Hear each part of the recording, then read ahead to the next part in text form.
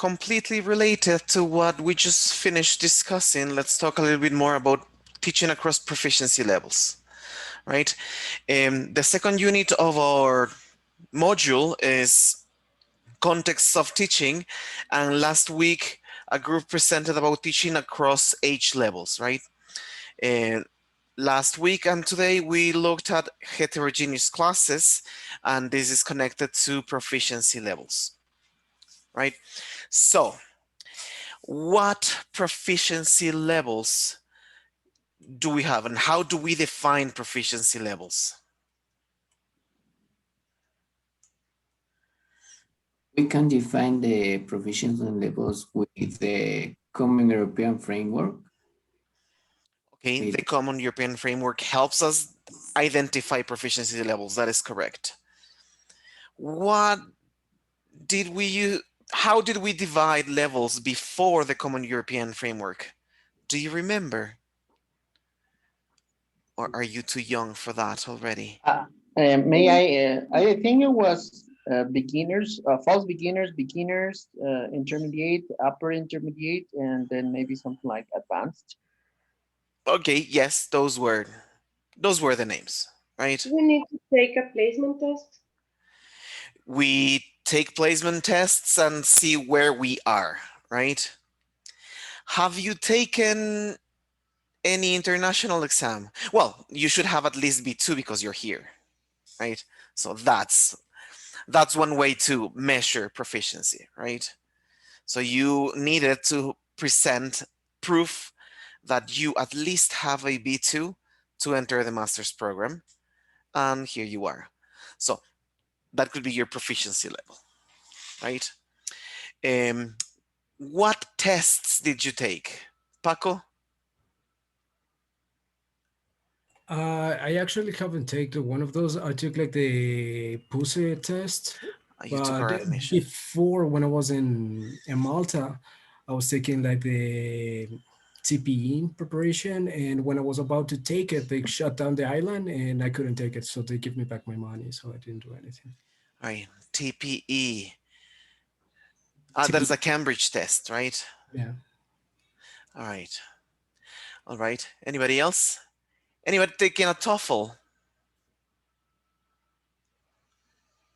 Marcelo, you have taken a TOEFL, right? Have you taken a first certificate? Yes, I took the FCE.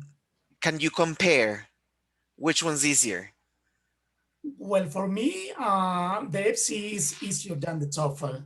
The TOEFL is more academic, so you need to have, a whole understanding of different subjects.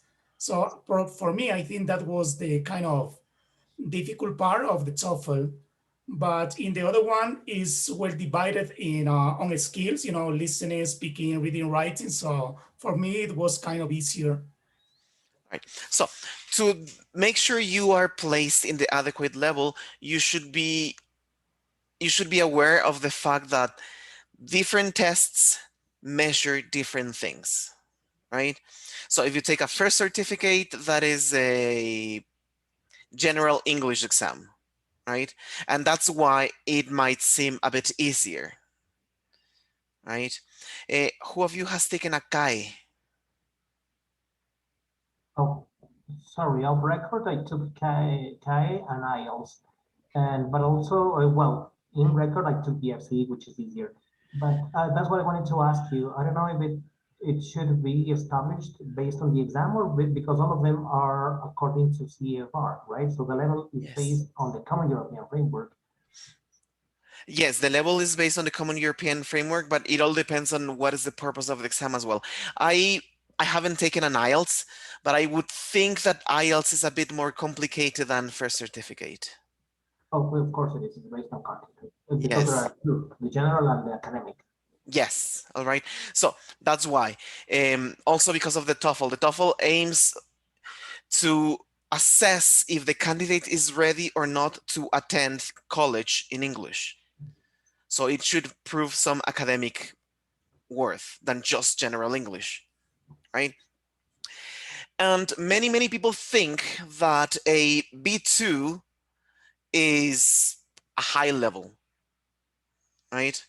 but it is just a higher intermediate level, right?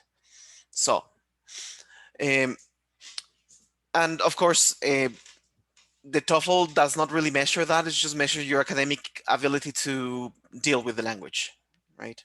Not in levels, it just shoots directly there. All right, so proficiency levels. What are you? Here you can see, right, the Common European Framework, right? And basically what Cambridge did with it, I'm sorry. So you have A1s, which is basically a starter or a beginner, A2, an elementary level, B1, which tends to be very long because that is the what people used to call the intermediate plateau. Right? So a lot of people stay in the intermediate plateau for a long time, and that could be B1 because you have B1 and then some series offer B1 plus, right? Then we have for B2, C1, and C2, right? Which I think is the PTE, right? Proficiency test of English. I would assume that for the C2 or CPE. All right. This Common European Framework helps us divide our curriculum, right? What are we going to teach and when we're going to teach it? Yes. It is graded and divided depending on skills or general knowledge, right? One of the ways to divide this is the Common European Framework. And later on, I will show you something that people in the States use. Because in the United States, they do not use the Common European Framework at all, right? When I was applying for my doctorate, they told me, Christian, you need to have an advanced level in Italian. Okay, advanced. Good. What level is that in the Common European Framework? Sorry, what? The Common European Framework. Everybody uses that. No, we don't. Right? So later on, I assume that advanced is at least C1. Right? That is an advanced level. But in the States, they do not use the Common European Framework. Just FYI. There. All right, teaching beginning levels, right? We talked about age last week, and this could be somehow connected to age, right? Because when you're teaching beginning levels, sometimes you assume that you're teaching younger students, right? But not necessarily, right? This is the most challenging level of instruction. That is, this is the most challenging level for teachers, not for students, right? That's why we usually assign strong teachers to beginning levels because it is tough, right? Some teachers might think that it is a punishment because they did something wrong, but it is not, right? We have to make sure that the beginning teacher can do a good job so that there are no fossilized mistakes in the future, right? Like, for example, I am agree, right? That is very common in Ecuador, let's say. So we should make sure that the teacher at the beginner levels convinces them that it is I agree with, or I disagree with, or I don't agree with, right? So that we avoid the I am agree. Or borrow me a pencil, right? So these kind of things happen, right? And I have heard that from, let's say, high level students, like let's say a B1 or B2 student still says, borrow me a pencil. So that's why we need strong teachers at beginning levels, right? We receive students with little or no prior knowledge, so beginners and false beginners, what you just mentioned. The teacher determines if students accomplish the goals. So we have our learning outcomes, and it is the teacher who decides that I can move on or not. It is the most challenging level of instruction, but it is also the level where you can actually see what is going on, right? I can measure how my students are growing, right? I can notice the difference, and it makes this level rewarding for us, right? At this point, teachers and students are tempted to use the first language, and as we have discussed previously, it doesn't have to be a bad thing, right? Um, Present language in simple segments, right? Students' cognitive learning process. Can you help me reading this box, please, Slilma? Beginners, students' cognitive learning process, focal control mode, few bits of information managed at once, plenty of repetition of limited number of words, phrases, and sentences. Move to peripheral when seeking genuine information. The role of the teacher as well? Right. No, thank you. Just pause for a sec. Okay, Okay. so focal controlled mode, right? Students should be paying attention to very specific structures and constructions, right? At the beginning level, right? There should be a lot of repetition and with limited number of words. Please remember that if you're working with children, the limit is 10 words per day, right? And they should have enough practice to deal with those 10 words, right? The older, the higher it gets. So we can get up to 15 in a very educated adult. But once again, we should make sure that they get enough practice of those words, right? Give me a sec. All right. What else? Right, give me a sec. Somebody wrote to me and I cannot see it.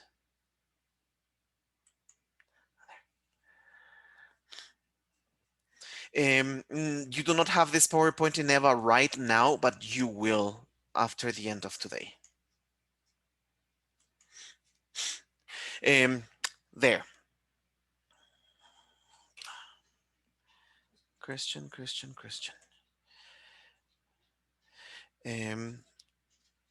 All right, so in class, you start with a focus attention, and then you can move to peripheral areas when you need authentic information and given students language in a broader context. But you should start with focal attention of structures. Then you broaden up. Role of the teacher. Beginners is mostly teacher-centered. And you, the teacher, are supposed to keep the ball rolling. So you control the interactions. Now you do this, do that.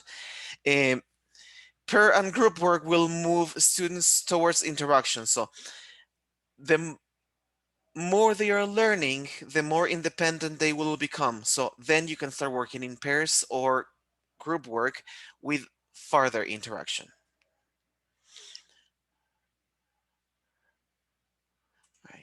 Right. Teacher talk, please, James. Okay, teacher talk. Teacher input is crucial.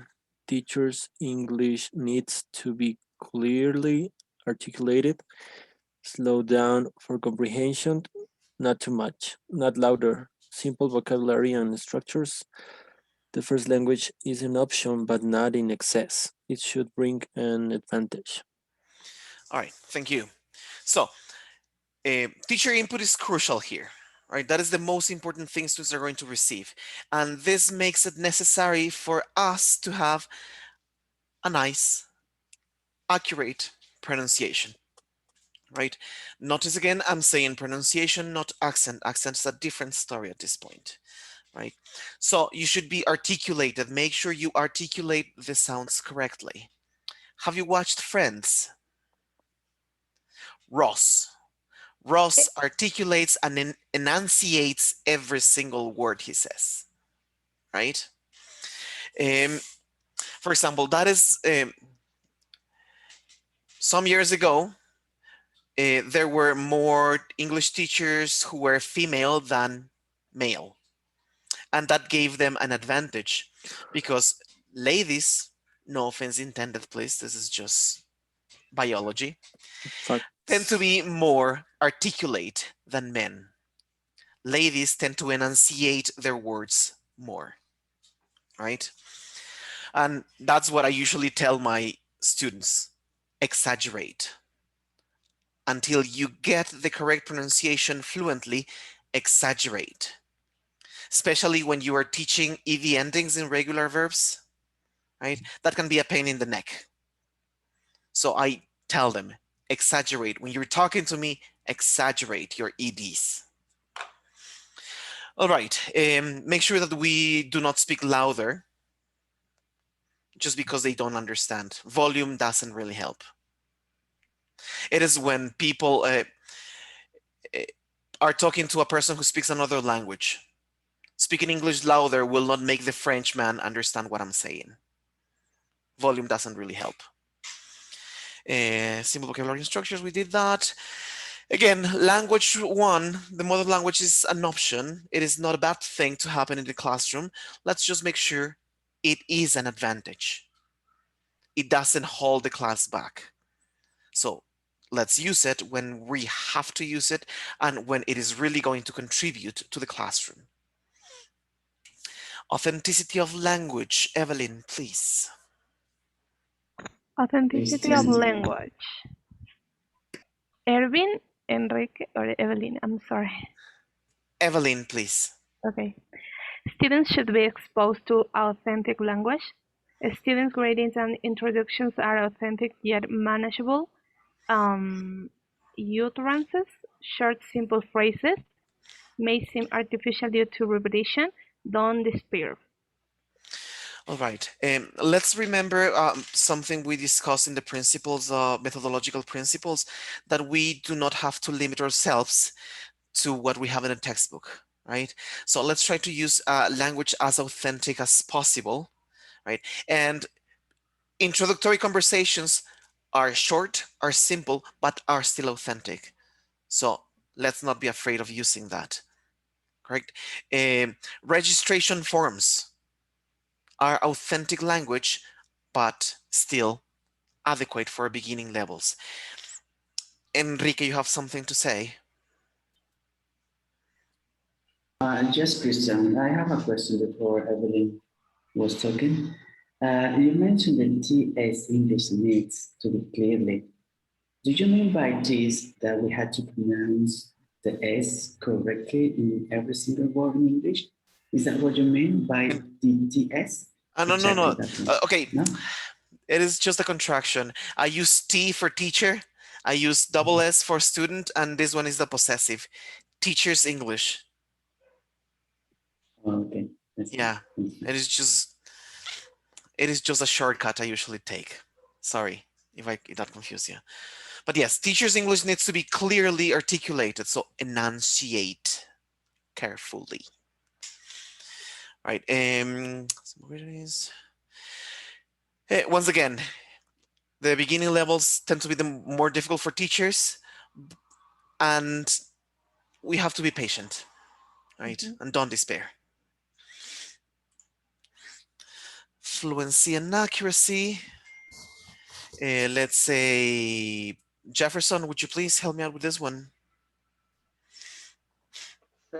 Fluency and accuracy within limited utterances lengths in reasonably short segments. Accuracy focus on practice elements, grammar, phonology, discourse. Teacher sensitive to students' needs need to practice freely without fear of being corrected at every chance. Avoid no-news is good news. Pronunciation work important. Perfect balance. All right. We have discussed this also, right? We should be very careful about the balance between fluency and accuracy. right? Let's make sure students have the opportunity to express themselves and develop fluency, but let's make sure we are also paying attention to their mistakes, right? So when and how I give my negative feedback is crucial, right? Um, Students should be fluent within the utterances they can control. What's your name? Where are you from? Nice to meet you. Hi, my name is such and such. So these kind of articulations, these kind of utterances should be fluent at the beginning level, right? Um, Short segments, of course. Accuracy should be focused on grammar, phonology, and discourse that they use at that moment. Right? They can make mistakes in other aspects because they are taking risks with the language, but let's make sure that what we have taught they use adequately. No news is good news. Can somebody interpret this? Avoid no news is good news. When you ask, do you have any question? And nobody answered you. Bubbles? Yes. Sometimes that is not an indication that everything's clear. It is just that your dear students are very, very shy, right? And not because you cannot identify a problem in that group means that there is no problem. You should know by now that some aspects of language tend to be more difficult. So you should plan ahead extra practice for that. Even if your students say, yes, I understood, right? Even if they do not show evidence that there is a difficulty, plan a couple of activities to reinforce that. Once again, beginning levels, students can still be creative on the language they can handle, right?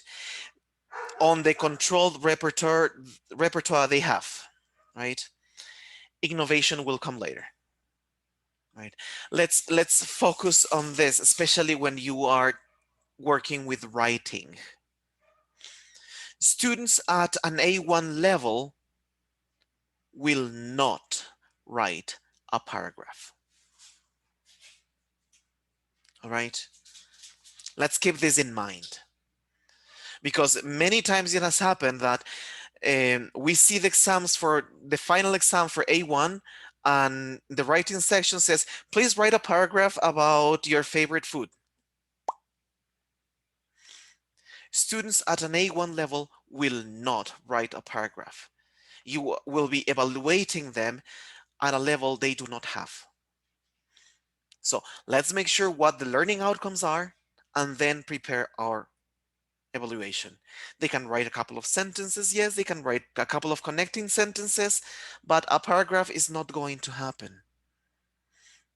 All right. So let's make sure we understand that innovation in their use of language will come later in time.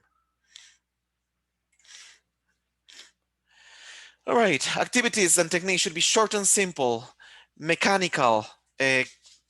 Despite the fact that we might not love them, choral repetition and drilling tend to be useful at this stage. Questions are usually teacher initiated at the very beginning, and then it moves progressively to students initiated questions, right? You can work in pairs or groups if you, the teacher, structures the objectives clearly. So let's give the group specific tasks to develop, right? And tasks so they can work at that level. Meaningful listening and speaking should be meaningful and authentic at the level, of course, limited by grammar, vocab, length of utterance, and many functions with very uncomplicated language, right? So what can students do at an A1 level, right? They can introduce themselves. They can maybe introduce somebody else. They can describe people. So those are the functions and at the level they could be working in. Okay, well, you can look through this later. Intermediate. At an intermediate level, then we're talking about levels from the beginning of the B1 until B1 plus, a complete B1 plus. This usually takes 320 hours, give or take, right? So at this level, students are able to sustain basic communicative tasks, establish some mindful fluency, deal with a few unrehearsed situations. Please notice unrehearsed situations. Before this, most of the situations we present in the classroom are rehearsed, right? We practice for the exam, right? Students can self-correct on occasion. Use a few compensatory strategies. What is a compensatory strategy, Marlon? Please. Hi, Professor. Maybe when, for example, you want to give the students someone in order to study more, like a score or like a note. No, no. For A compensatory strategy is a strategy a student uses. It's something students do. But why compensatory? Ramiro? Oh,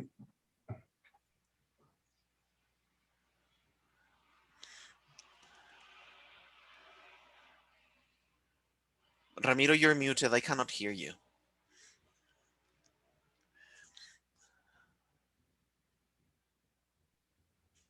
Now?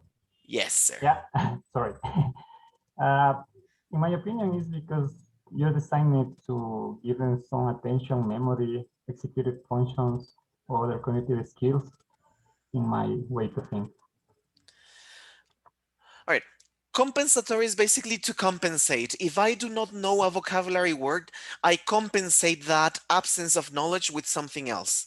So I don't know how to say schedule. So what do? I describe it. So, okay, this is a piece of paper and there is a time and there's the activities that I have to do in that time. So that is a compensatory strategy. I have a question. Does it mean they can use synonyms? That's what we're talking about? Yes, exactly. If I don't know a vocabulary, I can use a synonym. That is another strategy. So at this level, students use compensatory strategies, right? So you can expect them to use synonyms or antonyms to express their meaning. And when they use Spanish, is a compensatory strategy or not? Yes, it is a compensatory strategy, but let's, once again, it should be productive for the class. But that is more like a muletiza at this point, right? Once again, let's not say no to Spanish at all. Let's just make sure it is useful in the class.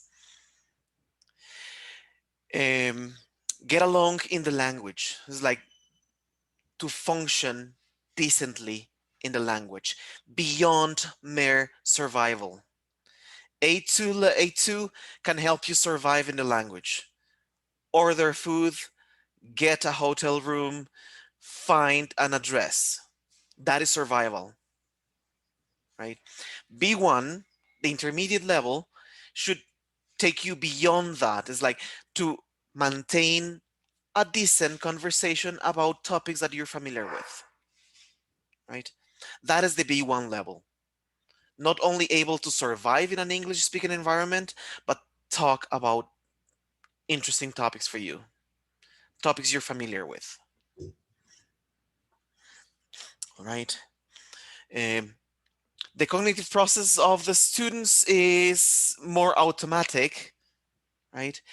Sentence structures are and conversational rules increasing number. So they are able to handle more rules and more structures. There is more of an automatic mental process, right? The need to translate in their heads is reduced, right? They are beginning to think in English a bit more.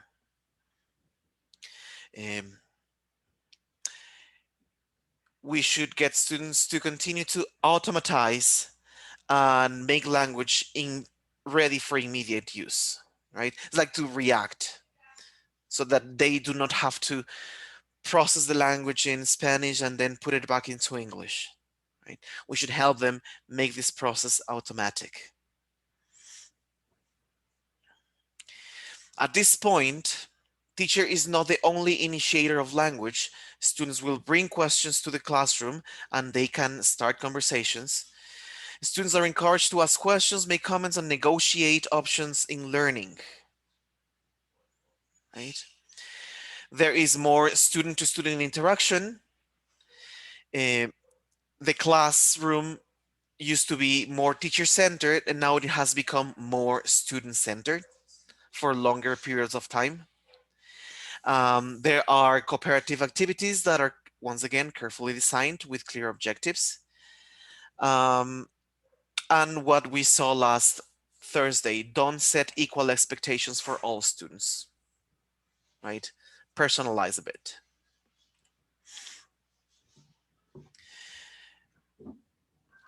At this point, the teacher's oral production can happen at a natural pace. Before this, we should be a bit more careful and enunciate words a bit slowly and more carefully, but at this point, you can start using a more natural pace. Right? We still need clear articulation. This is teacher talking time. Teacher talking time does not take the major portion of the class. Right? At this point, there should be enough student talking time as well. Right? And less mother language should happen at this point, right?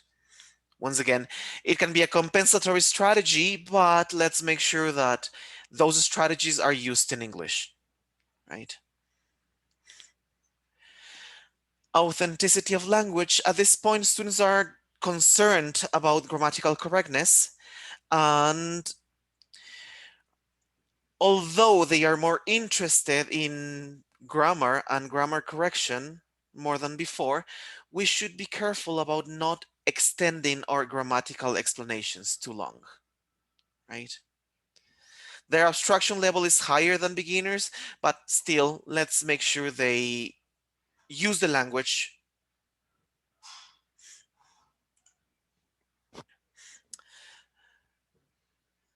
Fluency and accuracy, right?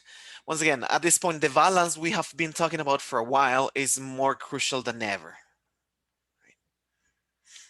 They will, at this point, Erwin, you have your hand up. Yes, you said that if they have some, you cannot extend too long in grammar issues, right?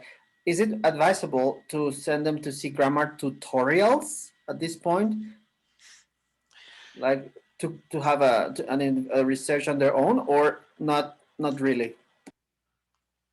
All right, we're mostly working online, right? So at this point, I would guess that most of us are working with this flipped classroom methodology, right? So in this case, you can tell them, okay, send them a link for a YouTube video or a YouTube tutorial, right? But let's make sure that is not the only grammatical input they receive, right? So they can see that, but not every student understands that at the same level. All right. So you might have to re-explain a couple of things. Use the video to include more information or give more examples or make the explanation clearer, right? So the tutorial should not be the only source of instruction, right? Because you know your students. So you know Jose is not going to understand this. So you need to help Jose out there, right? And give examples that are relevant to your students. Because that's sometimes what makes the class more interesting as well. When you provide examples that are related to your students, when you use your students as examples, the class takes that better, right? So because you know you're not speaking about somebody 100 miles away, you're speaking about Jose who's next to me. And yes, Jose forgot to do his homework, so I'm going to use that as a strategy to make sure Jose does not forget his homework again and explain my grammar. All right.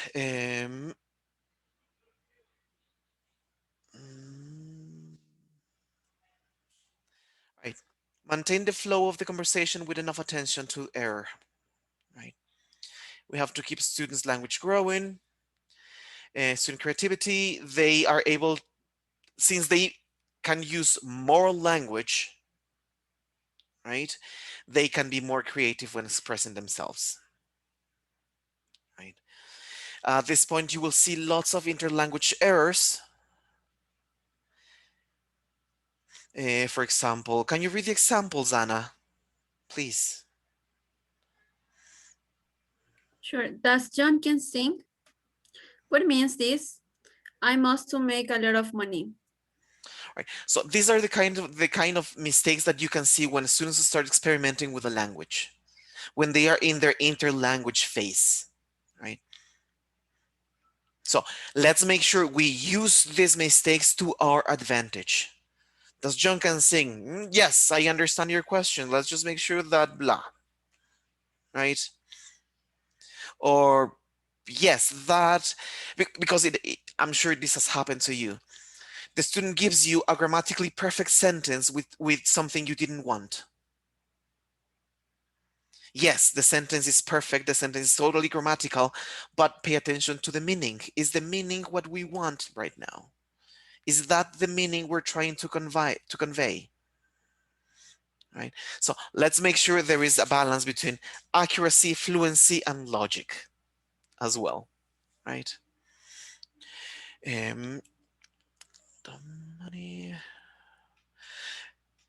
There, students will be able to apply the knowledge they have to unrehearsed situations, right? You can have them improvise. You can just assign them roles in like 2 seconds. Okay, you're going to be this, you're going to be that, and you have this situation. Go. There is unrehearsed language here. Techniques and activity are more complicated at this point. In interaction, there should be chain stories. Sorry for the typo. Chain stories.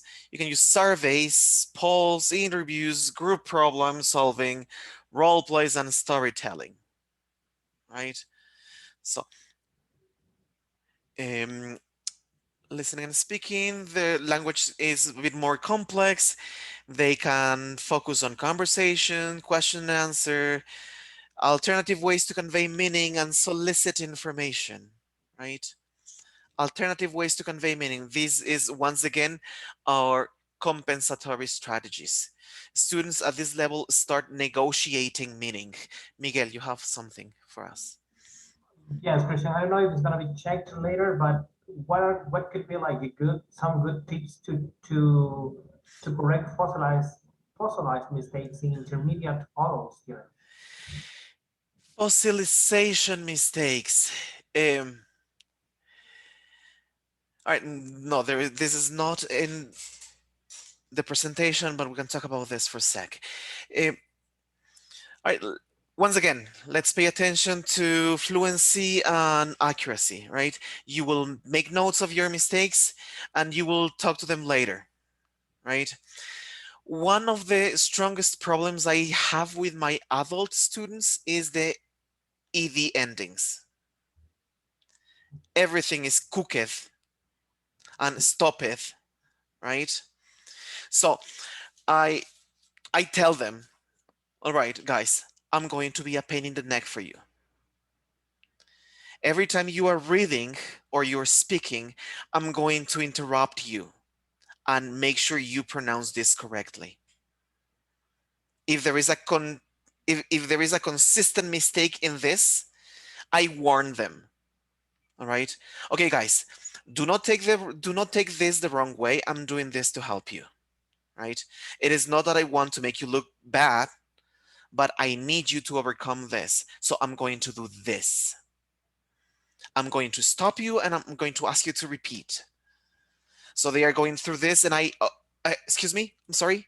Can you please repeat? So they already know that something's happening. I don't even mention the mistake, right?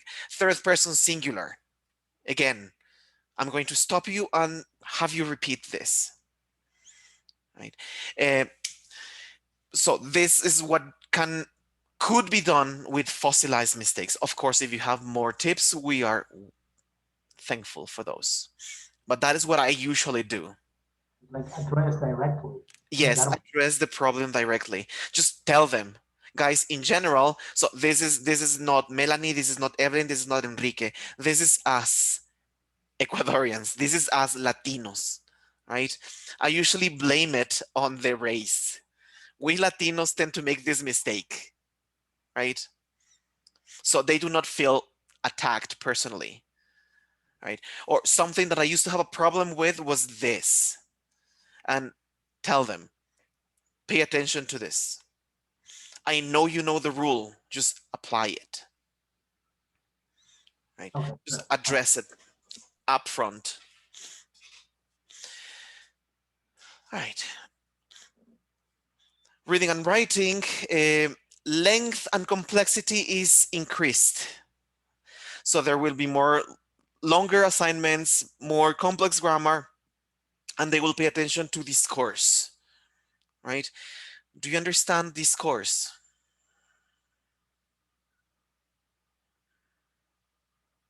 Carla, can you help me out?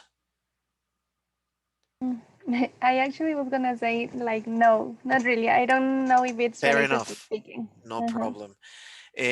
Viviana, I saw you unmuting yourself. Yes, I think it is the speech discourse. Yes, it is related to speech. But once again, it is not only speaking, it is writing. It is discourse in general, written or spoken. So it is going to be more complex. Right? And when I speak about discourse, it is also paying attention to the pragmatical aspects of the language, body language, right? Cultural references. When you learn a language, you learn the culture, right? So you should know that when you count in, can you show me the peace sign? Thank you, Erwin. Thank you, Selena. Thank you, Emilia. All right, perfect.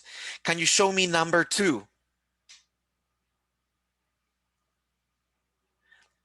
All right, Erwin, Enrique, can you please repeat? Pay attention to them. Show me 2. Show me 2 in your fingers. Perfect. That is what you do. All right. We Ecuadorians have this for 2 or have this for 2.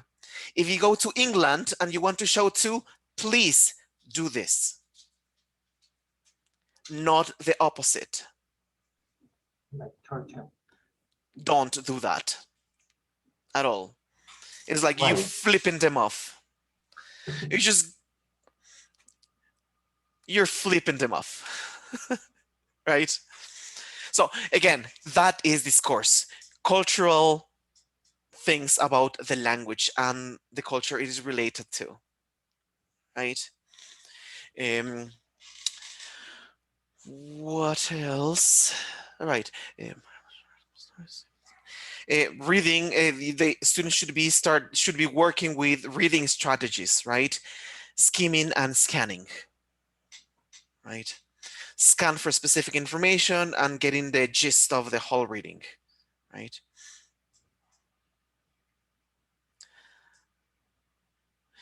Speaking about grammar, small doses of short, simple explanations. Let's not go too deep into the grammar explanation.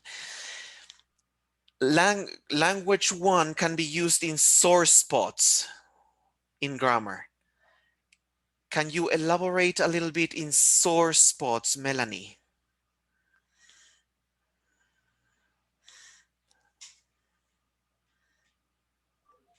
It is related that try to notice the problems that L1 produces. Problem, okay, but not necessarily in L1.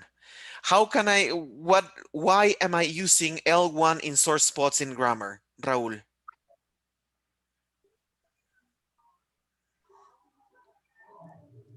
I think that is not to clarify to help students that or they can help themselves by using this. All right. What is a The sore spot? understanding. Yes, you're correct, Raul. Yes, is to help them clarify doubts, to help them clarify problems. A sore spot is something that is giving you pain, right? That is a sore spot. If you hurt your arm, this is a sore spot. So a sore spot in grammar is an aspect of grammar that is giving you problems. So then you use language one. Then we can use Spanish. Meta language. Can somebody tell me what meta language is?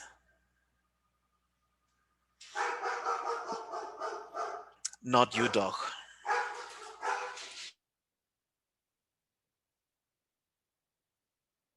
All right. You understand the idea of metaphysics? Right. Teacher, meta language, isn't this grammar terminology we don't use in real life? Yes, almost, yes. There, pretty much. Meta language is to use language to speak about language. And when you use language to speak about language, you use terminology that is not really used by the common folk, right? Present perfect continuous, syntax, yes, this kind of things. That is meta language. So keep grammatical meta language to an ideal minimum, right? So do not over explain grammatical terminology. Advanced, right? At this point, students develop fluency with greater degree of accuracy, handle almost any situation. It is comparable to an educated native speaker. Please notice that it says educated native speaker, right? Many times we have heard that we need to help our students achieve a native-like level of English, right? But let's make sure it is not any native speaker, right? Of course, it all depends on the objectives of your institution, on the objective of your students, right? It depends on where we're working. If it is just English for general purposes, once again, somehow a somehow educated speaker might be adequate. Yes. So that advanced levels, we're speaking about C1 and C2. And as you know, not every native speaker of English has a C1, right?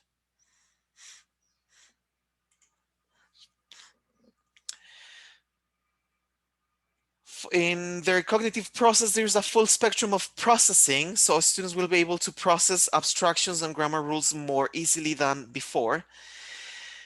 They can move from larger chunks of language. We discussed chunks of language, right, last week. So, beginning students, hello, my name is this. Small chunk of information. Intermediate students, yes, I disagree with you because of this. Right? That is a larger chunk of language. Advanced students can go from larger chunks to even automatic use of language. So their improvisation skills are better, their reaction skills are better in the language.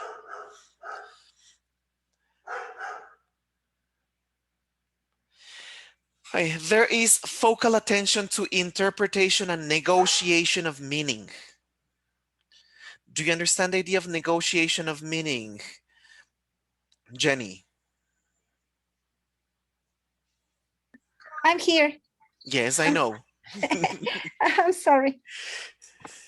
Could you say it again, please? I'm sorry. Yes, I can.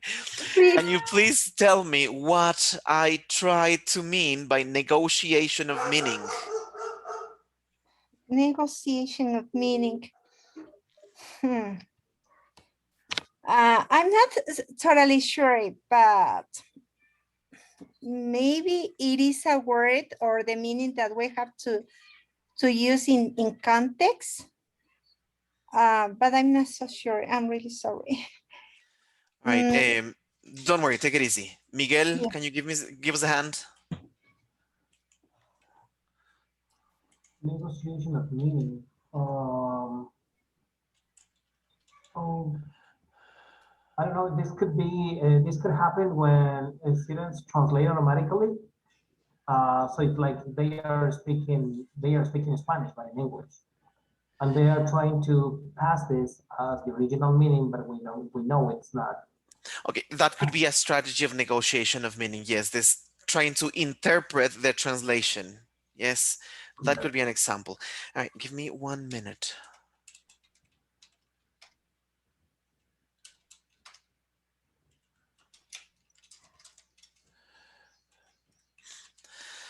All right.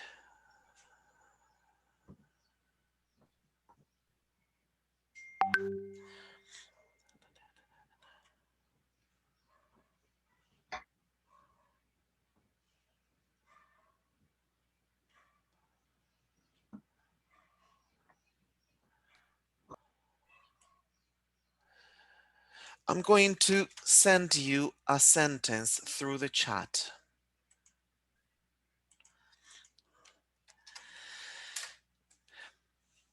Mercy got the bath ready for her daughter wearing a pink tutu.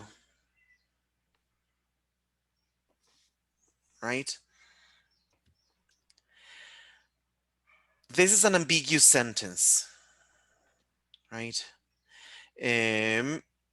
Let's say, Dorleni, who's wearing the pink tutu? The daughter?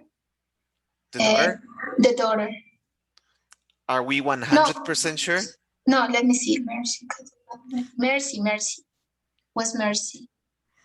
All right. So This she is was doing, Yes, because she's Dorleni. doing the action, and then it's explaining what is she wearing while she's doing the action. All right. This is negotiation of meaning. This discussion we just had. Right? So that's what students do. This is an ambiguous sentence. We don't really know who's wearing the pink tutu because of the syntax of the sentence. It is syntactically ambiguous and we can never be sure who's that. Maybe maybe Mercy is a ballet teacher, so she's wearing the pink tutu, or maybe the daughter is wearing the pink tutu because she was practicing her ballet. We don't know. But this discussion we just had is negotiation of meaning. Right? And also this could be interactive communication as well. Because because there are more than two participants speaking and trying to get the same point or establish different points why they are having the different points of view. Yes, they are expressing their opinions. They are solving a problem because the problem is who's wearing the pink tutu in the end. So students will be solving this problem. They will have a discussion. They will exchange opinions. So yes, this works. It's interactive communication as well. Yes, definitely. All right. So that and conveying thoughts and feelings, expressing thoughts and feelings and opinions. Right. At this level, the corrections are minor. We should be just tinkering their language. What is tinkering, Emilia?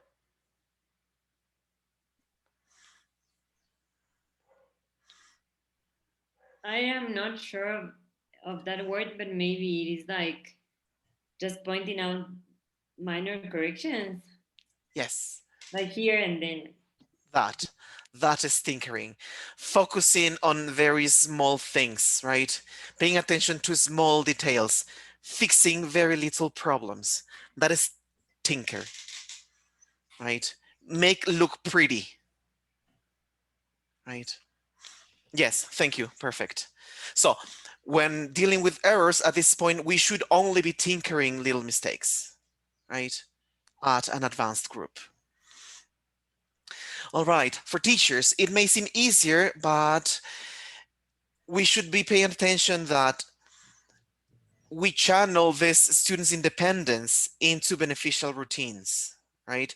We should be paying attention to the fact that not because students can start the conversation and maintain the conversation, it is their class and not yours, right? We should create learning opportunities. We are still in charge of the class, so we should be making sure that the students are learning and using the language, right? That is very important at this level, because it may seem easier because I just get to the classroom with a speaking topic and they will be speaking for the rest of the hour. Yes, that will happen and that will save you for that hour, but they are not learning in the end, are they? Erwin, you have something for us. Uh, it can happen that even at these levels, some teachers could even correct, I'm sorry, some students could even correct the teacher, because I've seen that it has happened to me and I have done that too. I mean, what happens with that? When the student corrects the teacher, it means that they have learned decently, so it is not a problem. And guys, you remember Rita Pearson, right? If you make a mistake, that is not problematic. You just apologize and move on, right? Oh, yes, you are right. I'm sorry. Yes. And it is because previous teachers or even yourself did a great job teaching that class, right? So, yes. And once again, at some point, if not right now, you might be getting an administrative position in your English department. So it is your decision to assign teachers to their levels. And this is when you have to be careful as well, right? Who is going to teach what and why, right?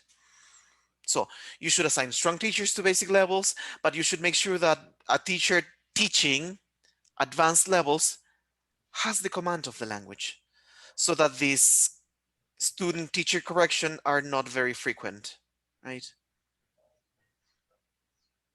Because once is okay, twice can happen, but then if it happens on regular basis, it means that maybe the teacher didn't have the adequate level to be there, right? Because it has happened to everybody. You mess up, you forget one very small detail, and the students will correct you, and it is okay because they were paying attention, right? And besides, we are not dictionaries, right? We will make mistakes, definitely. So just take it easy and make sure you own it and construct a learning opportunity out of it, right? That.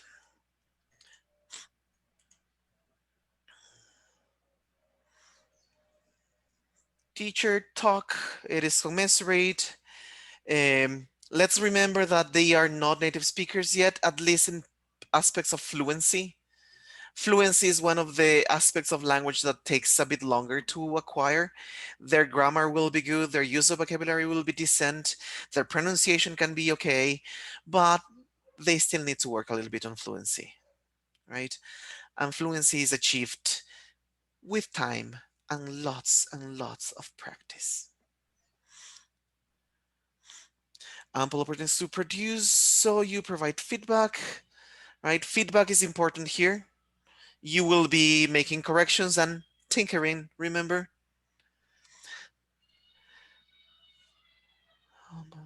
There is almost no reliance on language one, right? Almost no language one. Authenticity of language, at this point, they can deal with academic prose, literature, and idiomatic conversation, right? Students do not think about every single word they're going to produce. Language becomes more automatic. A few problems need attention. Teacher or peers treat errors. At this point, they will self-correct or they will correct their peers, right? Giving you the opportunity to improve on those corrections. All right. Apply classroom material to real contexts.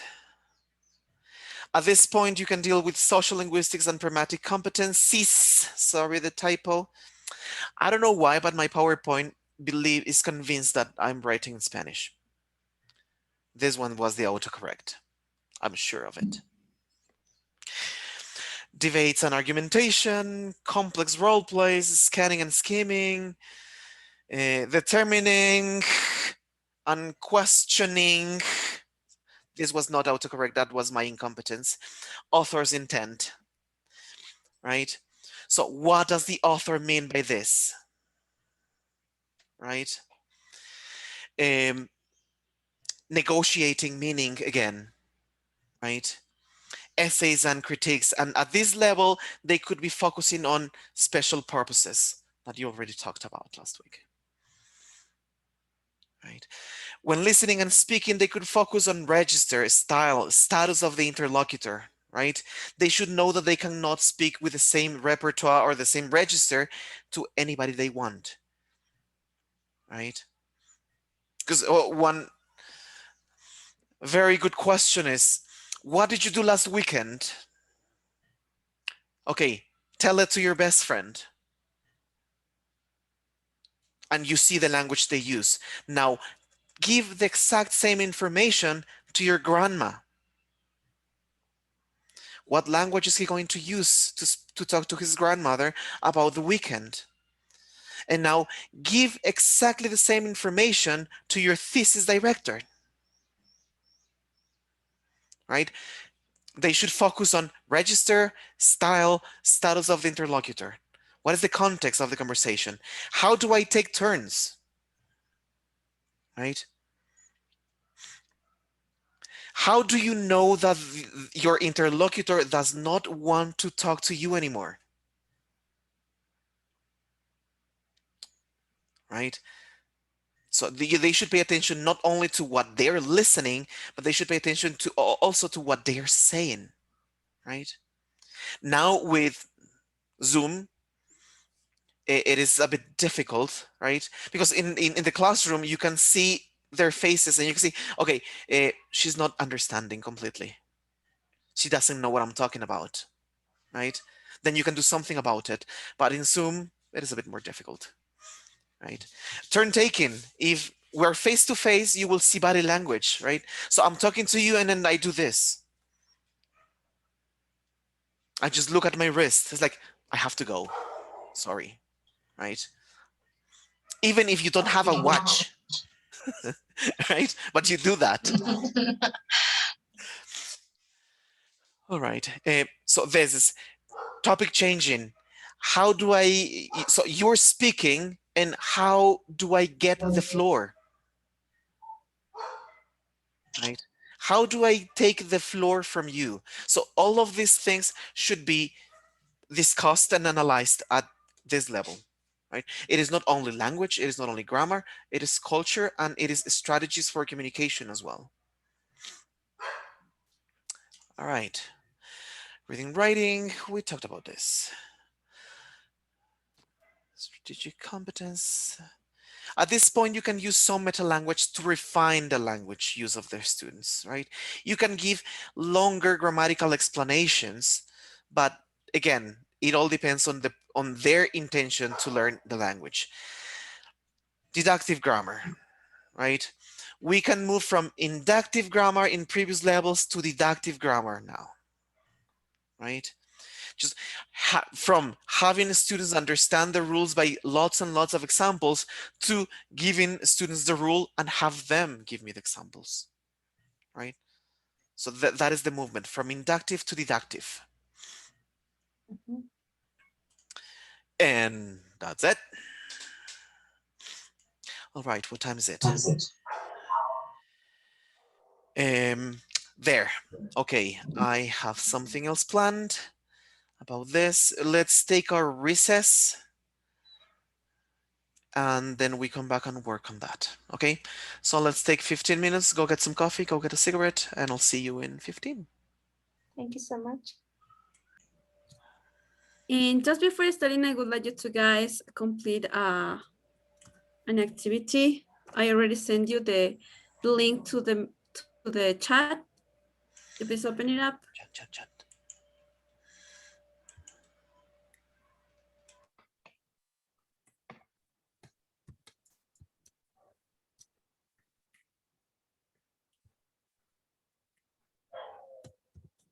Yeah, and there you have the question, what is a syllabus?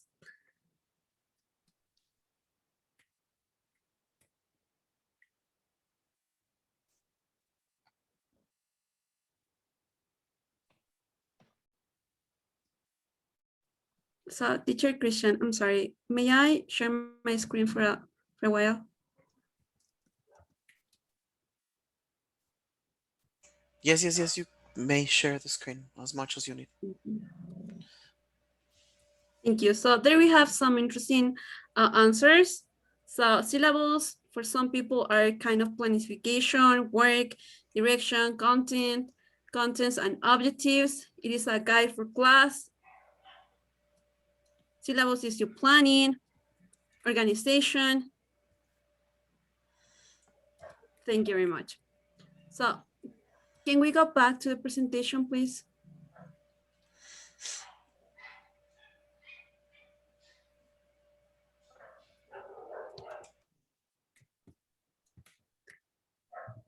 Thank you. So right now we are going to watch a video from a point of view of a student about what a syllabus is.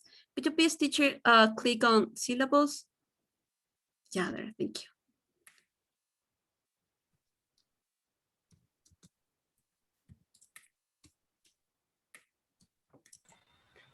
Can you hear it? No. Make sure you share the audio, please.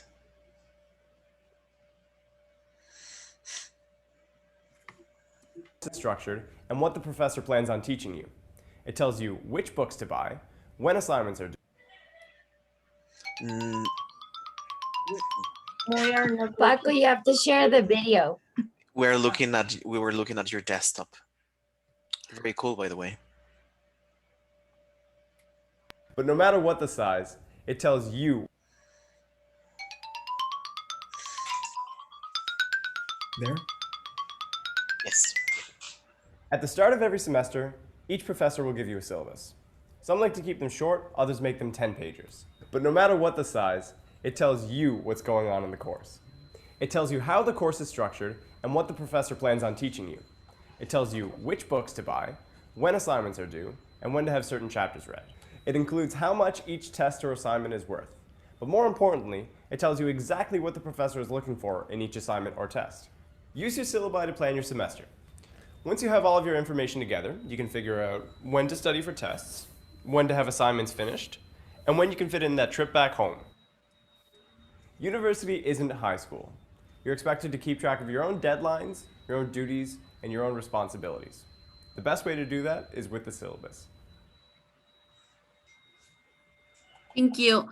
So it can be mentioned that a syllabus is a document which presents information on what topic or contents are to be covered in a course of study. It may present information on what is to be taught. So here we have some examples of types of syllables depending on the topic. For example, in order to reach levels specified internationally, as we saw at the beginning of the class with the Common European Framework, for example.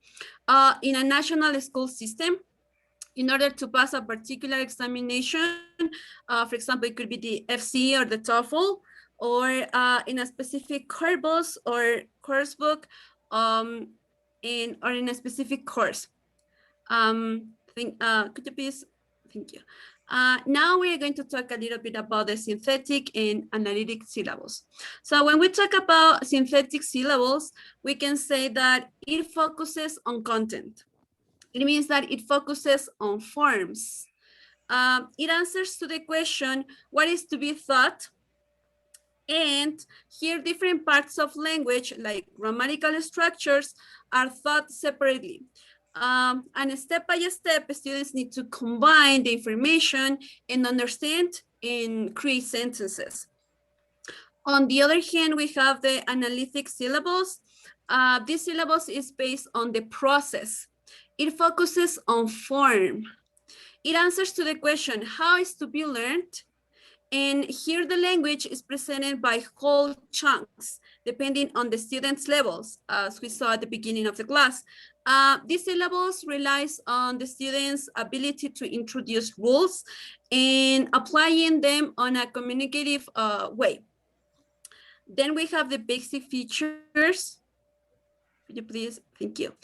Basic features. So the syllabus is essentially a list that specifies all the things that are to be taught in a course. It is therefore comprehensive. Here we have some examples of some basic features of it. So first of all, we have the headline with the academic data. Most of the syllabuses provide a time frame. The objective or maybe the objectives of the course, which are used as based for selecting and ordering the components of the class. When we are talking about the components, it can be mentioned that usually the easiest or the more essential components are ordered earlier. There are further components which may be displayed by some syllabuses or not. For example, like the methodology or the recommended material for the course. And something that is pretty important as well to mention is that a syllabus is a public material. So it means that everyone can have an access to it. Very good. So in order to sum up, we have that a syllabus is, first of all, it consists on a comprehensive list of elements. It is ordered. It has explicit objectives. It's a public document. It may indicate a time schedule.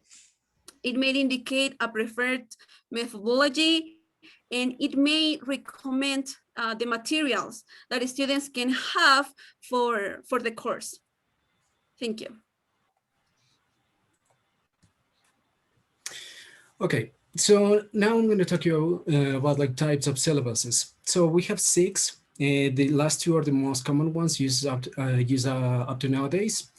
So we have the structural, grammatical, lexical, situational, and topic-based, functional, and notional, standards-based, mixed, and multi-strand. Right. So let's start with the first one. So the grammatical or structural syllabus, it mainly focuses on the grammar section, grammar structures itself. Usually it starts with the simple grammar and progresses to a more complex grammar. At the same time that it enriches like the students' vocabulary, it also targets by levels. So in easy levels, you will see like more easy grammar, easy vocabulary. It is the most traditional one that is commonly used in coursebook designs at this moment. The main issue with this type of syllabus is that overemphasize the use of grammar instead of meaningful communication. So as the name states, it's just grammar and structure, the main focus of this one. And in this kind of syllabus, sometimes you will also see a section with lexical syllabus, which is basically a comprised list of lexical items and multi-word expressions and word collocations and patterns, as we can see here, right here.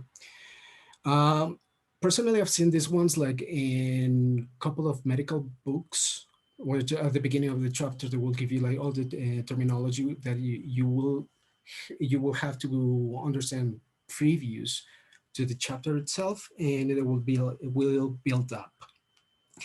So the main kind of drawback of this one is that if we take like around the most common words in English, it will be around like 700 words, taking into account that each word usually has more than one meaning, that will be easily occurs around like 120 hours. So this one is just basically a list of items that will be like learned according to the level. The next one will be situational and based topics. So these ones, like they try to focus more in the semantic of the language. So everything related to the meaning of the language. They take this real life situations and they use it in the context of for the teaching itself. So in the situational syllabus, as you can see, things like eating at a mall, at the school, at the post office, and buying a ticket, flight ticket, or a job interview. And topic base is a variation and also like has like narrow down topics like farm animals, the family, television, modern architecture. So what they do or the way they work is like they, according to the topic, they will group up like chunks of information, the grammar and vocabulary to be taught. So this makes them very suitable for English for specific purposes. Now, we will see the functional and notion syllabus. So notions are like concepts that language can describe, like numbers, time, places, through the use of nouns, verbs, and adjectives. And functions are the things that you can do with the language, identify something, deny, promise, and so on. This was the early attempt of creating a well-rounded syllabus, moving away from the concepts or the grammar structures to more to the expressing meaning and getting around like the book communication skills, vocabulary and everything, making it like a well-rounded syllabus. Now, standards base. So this one is pretty common in certain institutions because these are used like in national and international levels. They always like focus in functional areas of the language, which are like listening, reading, speaking, and writing, and the communicative categories of them, social interactions, access to information. Most of these syllabuses, they have statements, can do statements. After reviewing unit 1, a student should be able to do this. So that's what makes the kind of like primary characteristic that they have. Now, the last one, mix or multi-strand. Now this is the most common one, and this is the one that has arise to kind of fix the issues that the other ones had before. The other ones, like, they were important at the time and they're built up to this. So this is a more modern syllabus combining different aspects from the other ones to make it more comprehensive. It usually has like two main routes. So because of the structure of syllables, like if you remember, it only focused on the grammar section. This one, the way they fixed it, they added lexical syllables, they added the topic and situations, communicative functions, and also the notions and can-do statements and for languages. As we can see here, like learning objective, the grammar, the vocabulary, the pronunciation, functional language, listening, reading, writing, and speaking. And the books that I used to work with, they have this syllabus. And as you can see, like the language items that are added like strands are like usually like when you're checking some grammar or you need to check some vocabulary, they're added to the book itself. So this makes like the most well-rounded syllabus that there is. So thank you for your time, and let's continue.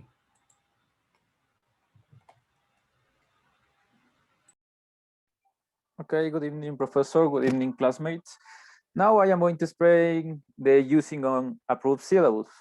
Please, Paco, continue. So, to apply the syllabus, we are going to have three things to take into account. The first, we are going to have where to apply, and the next one is who is going to apply. So the first one is the country where we are going to apply. Why the country? Because each country has different standards of quality in the education. So each country needs to fulfill the necessities of their students.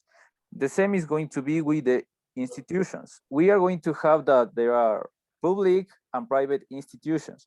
So each of them are going to have different standards of quality in the education. So the syllabus has to base on the necessities that have to be fulfilled to educate the students. Now with the professors, that they are going to apply the syllabus. In some cases, professors already choose a methodology and a strategy, and they feel comfortable with this, and they don't change over the years. So when a student with a different ability comes to their classes, they have to change it. So they need to fulfill it. So the syllabus to apply on the field has to be focused on the necessities of the students, the country, and the institution. Please, Paco, continue. Now, 3 aspects to take into account when we have to plan or we have to apply the syllabus in institutions, okay? So the first one is going to be financial sources, the second one, teaching approach, and the last one, the freedom for planning. Now, talking about financial sources, we already know that the education divides in the private and the public one. So in the private one, it is going to be a little bit easier to apply a syllabus. Why? Because teachers had to design a syllabus to a minor number of students. And also the supplies that a private education use for teachers, we are going to have academic resources that the private education provide to students, to teachers. So it is going to be easier for teachers to plan or to design a syllabus.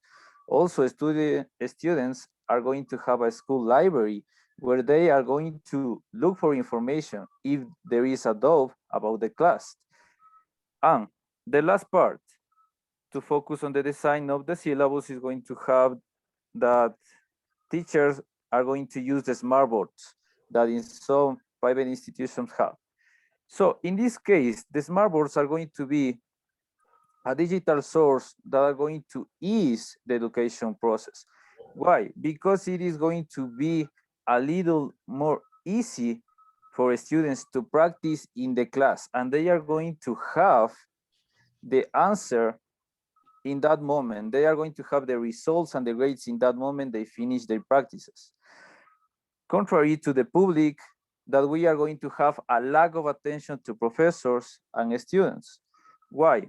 Because we already know that the government supplies money to public institutions. So in this case, professors are not well paid, and students cannot afford buying books. So what happened here? We are going to have a lack of sources.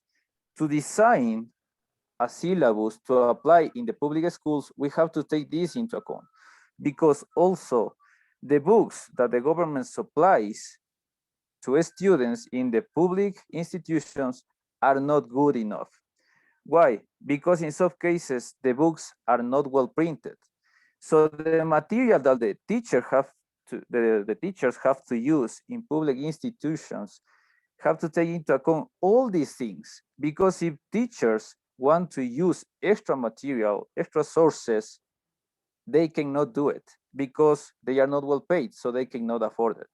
Okay, so there are some issues that we can take into account to apply a syllabus.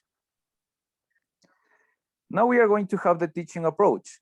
As we recently saw, the first part, we have to take into account the English for academic purposes. What are we teaching English for? In this case, the English for academic purposes is based on specific skills. So in the education, in Ecuadorian education, we don't use this. Why? Because students are training to take the TOEFL or the TOEIC. Why? To write papers in order for them to take exams to enter, to go into a college. So in this case, the syllabus, if we have to teach this, the syllabus cannot have the materials for ESL students. Here we are going to use a specific text, and tasks.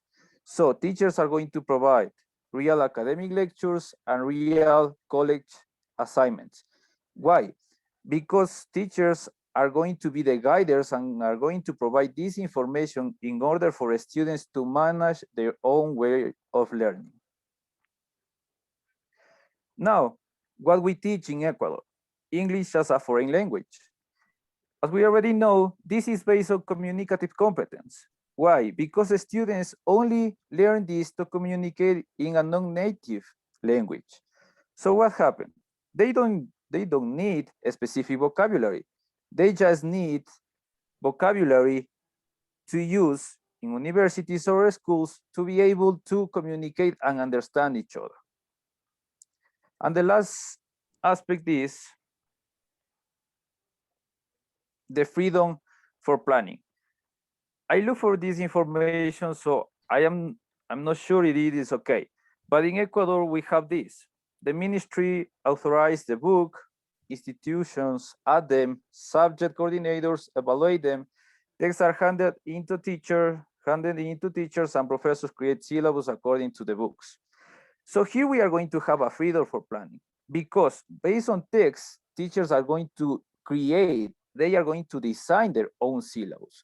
So here we have a freedom. But in the next part, in the next aspect, we are going to have an issue. Now here we have, the syllabuses are created by coordinators, and professors only have to plan their lessons based on the syllabuses already created. Once they plan their lessons, the subject coordinators have to evaluate them. But if the subject coordinators don't agree with the lesson plans of the other professors, they just not sign and they are not approved. So this is a control one. The teachers or the professors don't have the freedom for planning, okay? So they are the aspects that we have to take into account when we have to apply a syllabus. To finish my part, I would like to share a link with a survey that I would like you to fill, because it is going to be about all the things that I recently explained. So please go to the link and fill it.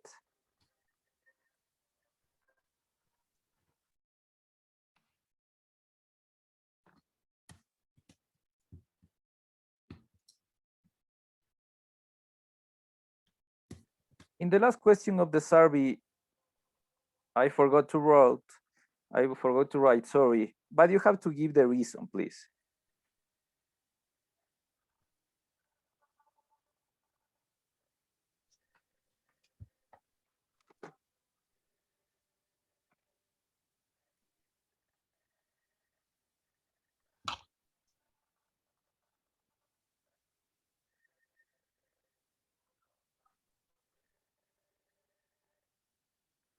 So for this activity, you will have 5 minutes, okay?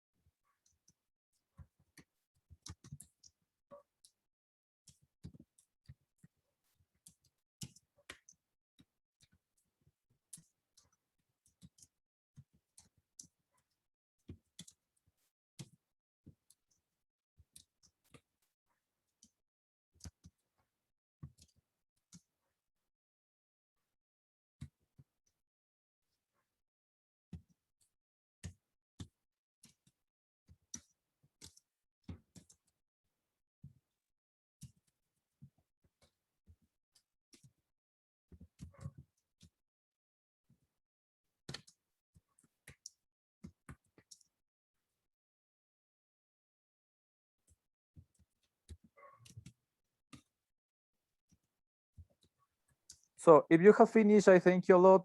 And that is the end of my performance.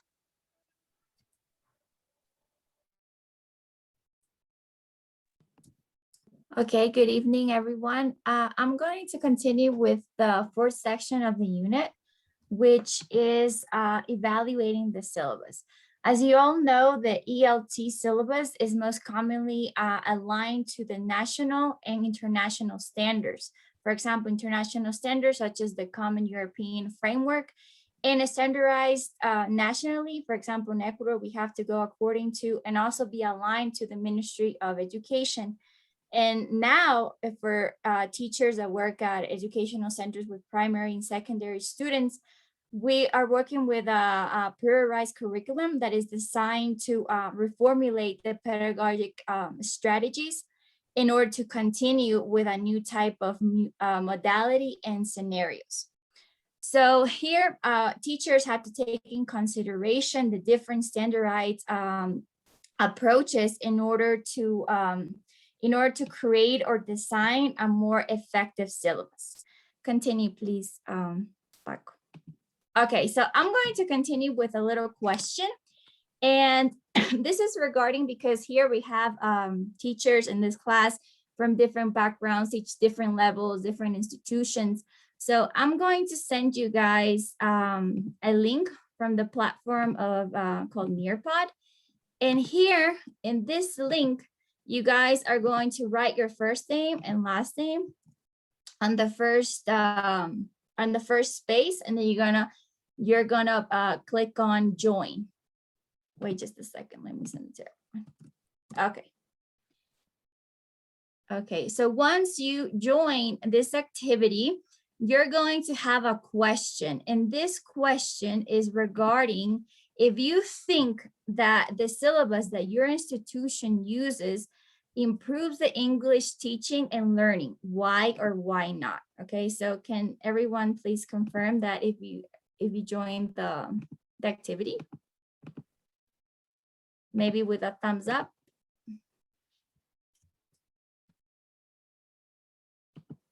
Yes, okay, awesome. So here, I'm gonna start with the first activity, and you guys have to write the answers. Give me just a second, please. Okay, start. Awesome. Okay, so there you're gonna write your answer. You have 1 minute and 36 seconds to write your answer.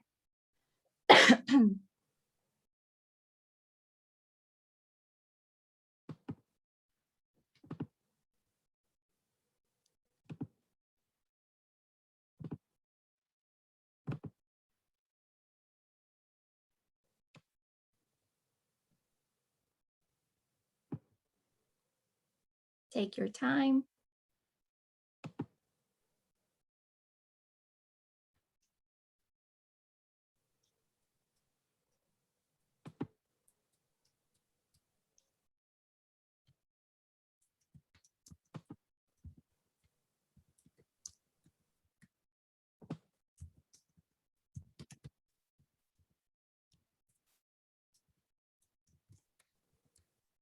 Okay.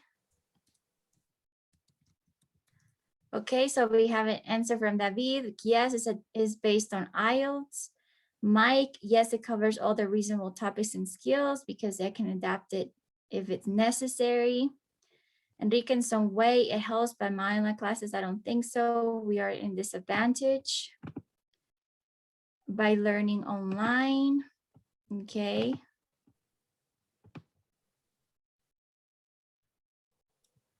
Not for all, because we focus more in emotional development than in contents. Can I please share the screen so I can share the answers? Pretty please. Thank you. Okay, so I'm gonna start sharing with you guys the answers. Okay, I think they do not improve because they're down from people who are maybe maybe not teacher. I think that still is based on all methods many years ago. That's correct. I think we all agree with that. In freelance, for the moment, I don't know, as a student, I consider materials very withdrawn. Okay, and one more. No, because the general syllabus for the whole school, the syllabus usually doesn't feel the students' need. Okay, so those are all. Thank you, Paco. You can go back to the, please, to the presentation. So I think those are all valid answers, but something that we have to consider in order to know if our syllabus is actually indeed improves English learning or teaching is mainly by evaluating. So here, both the authorities that they approve it in the first place, and also the teachers themselves need to evaluate this the syllabus. So it is important that here syllabus, unfortunately, are mostly more commonly evaluated by the overall proficiency of the students, regarding to their exam results. So the big problems that this faces is that we have a change in difficulty of an exam. We have more or the publication of more or less effective course materials, and also different demographic changes in the students' population. So here, the book sort of describes more of a migration, having a different background of students. Here we do too. For instance, here in primary and secondary, we have to adapt the curriculum, mainly the syllabus, according to the student's need if it isn't in the special needs sector. Can you continue, please? Okay, so a full evaluation does not only have to be initiated by an authority, but it is important for the teacher themselves to reflect on how the syllabus is working on their situation. So this section suggests that we as teachers have to use an evaluation sheet based on different criterion. But we're going to continue with a second activity in the same platform, which is we're going to do a brainstorm regarding what different criteria do you think evaluation sheet should include in order to evaluate the syllabus. So if you guys can go back, please, to Nearpod. Go back to Nearpod, and I'm going to start with the second activity. Okay, so here, the next one is a brainstorm, like I just said. So you guys are gonna have to type in, you have an option to write. I'm sorry, you have the option to write your different answers. They can be 1 word or 2 word answers. It doesn't matter. For example, I put an example that it says comprehensive. So here it has to be comprehensive because it has to cover all the language abilities that the students should learn. So I also want to see what you guys think that it should include.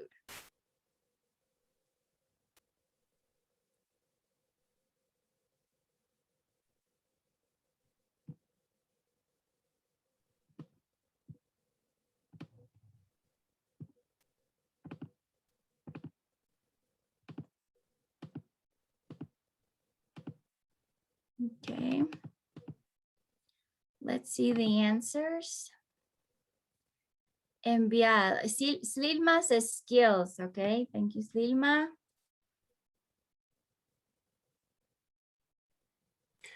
You want me to stop sharing? Yes, please. This activity, Nearpod also has an option for text, so you can type in. You don't have to only use the pen. Let's see that some of you are trying to write with the pen option. Okay, well, time's out. It only gave you 1 minute and 35 seconds. So here I have the Slima said skills. Emilia said objectives. Carla said flexible. Okay, awesome. Thank you. Who else? Marcelo, clear app. Can you please tell me more about that? Okay, no, it was clear and approachable. Yeah. Oh, clear and approachable. Writing, yeah, that's Okay. approachable. Okay, Sorry. thank you. Thank you, Marcela. Awesome. Valentina says fluency. What else? And Mike says effectiveness. Effectiveness. Right? Okay, awesome. Thank you. So now I'm going to talk about the different criterions that actually the book suggests. So the first one is that in the evaluation, we should include innovative teaching. That means that the syllabus has to go accordance with the latest language acquisition methodology, okay?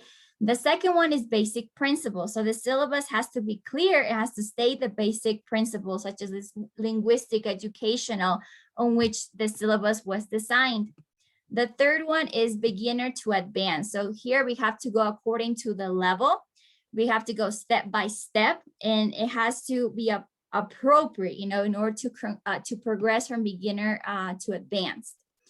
It needs to be comprehensive, like I said. It needs to cover all the language abilities and also that the students need to learn throughout the course.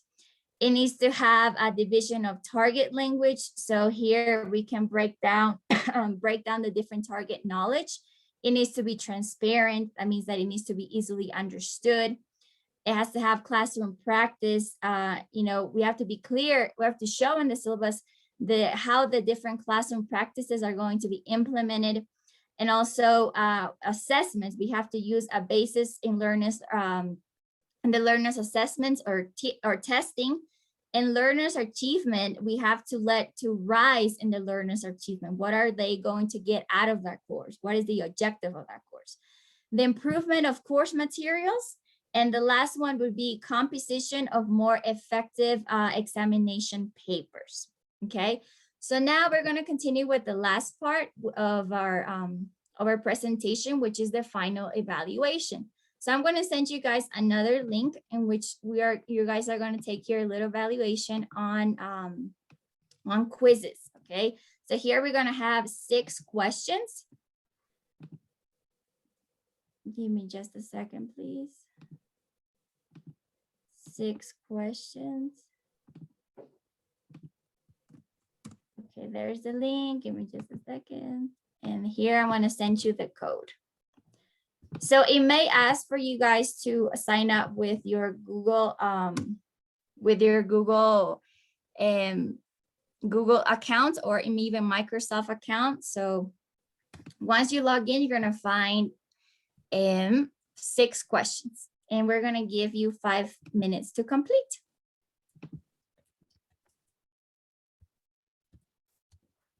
If you have any trouble, just ask.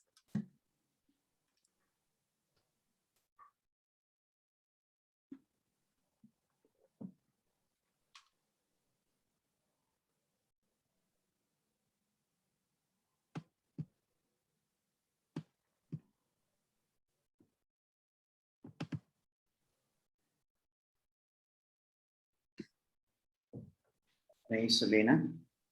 When Yes. I get into the password, it asks me enter a join code. So I get the password you sent us, and I click That on is the join. It's in the chat. It's in the chat. And it's also going to ask you to log in into your Google or Email Microsoft account. Teams account. Okay. Mhm.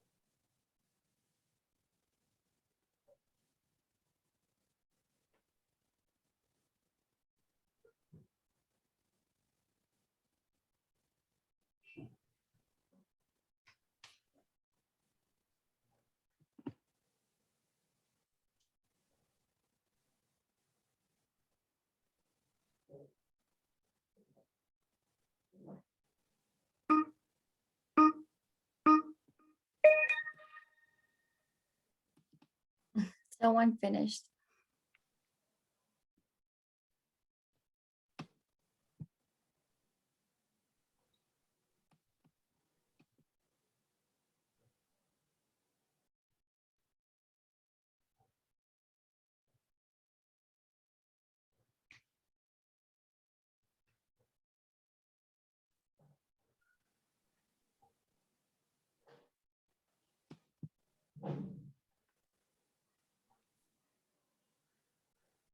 Okay, we're going to give you 1 more minute to complete.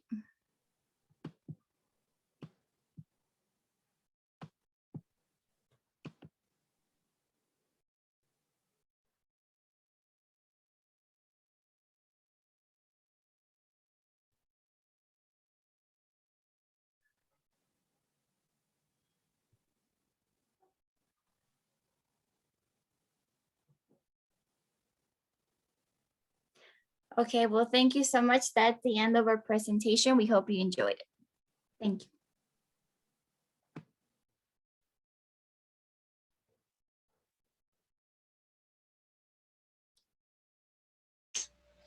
All right.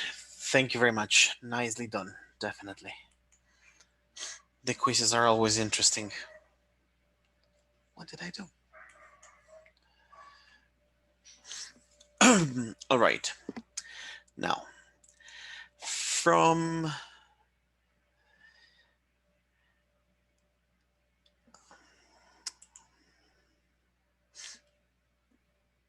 okay, somehow skipping first. Let's look at this. Okay, you're looking at my EVA, correct? Yes. In the first unit, Foundations of Classroom Practice, we have one thing pending, and it is this motivation in the EFL classroom, right? You have talked about motivation, but there's just one quick forum. You should watch a couple of videos and tell us what you found interesting and useful for your own classrooms. So what of the suggestions provided in the videos can be implemented in your own classrooms? And of course, comment one of your classmates' posts. This should be done by Sunday, 11:59 p.m. All right, that for once. Now, earlier today, we talked about working through or teaching through proficiency levels, right? What is going to happen now is the following. There is this activity there.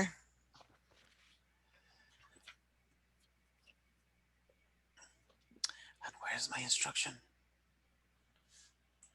Wait, give me a sec.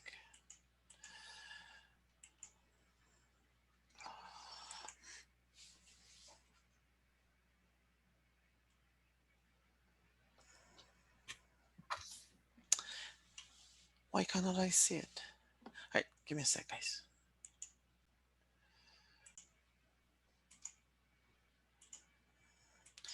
All right, you should be looking at my EVA again, right? Teaching across proficiency levels. In groups, 3 groups, you're going to design a 40-minute lesson that teaches students the function of requesting information.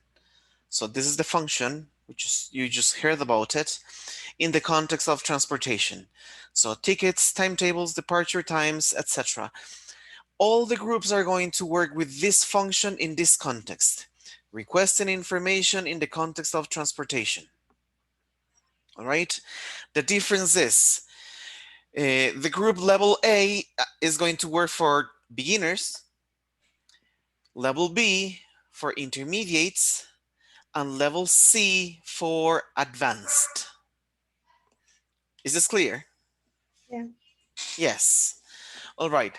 So I'm going to send you to your groups now, and you will start working on this, right? I know you will not finish today in the next 14 minutes, but you will start thinking about it. All right. Now my groups.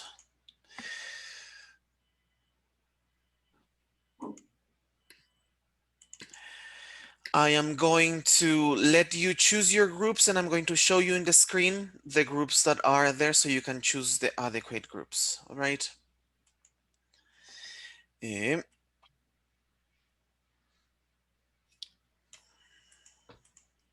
Of course.